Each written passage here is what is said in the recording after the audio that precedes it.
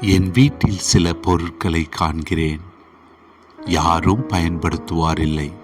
குப்பைகள் என்று அதை ஒதுக்கி வைத்திருக்கிறார்கள்.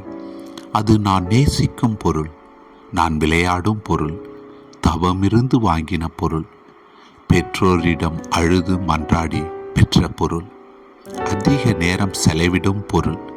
இதைவிட வேறு சந்தோஷம் இல்லை என்று சொல்ல வைக்கும் பொருள்.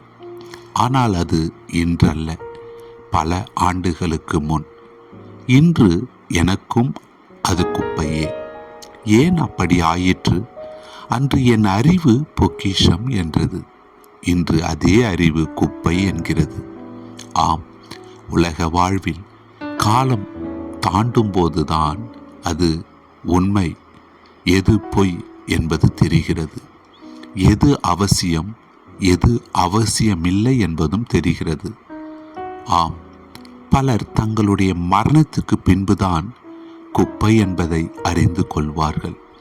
இன்று வாழ்வாய் கருதுகிற உலகத்தையும் உலகத்தில் உள்ளவைகளையும் சிந்திப்போம், செயல்படுவோம். God bless you.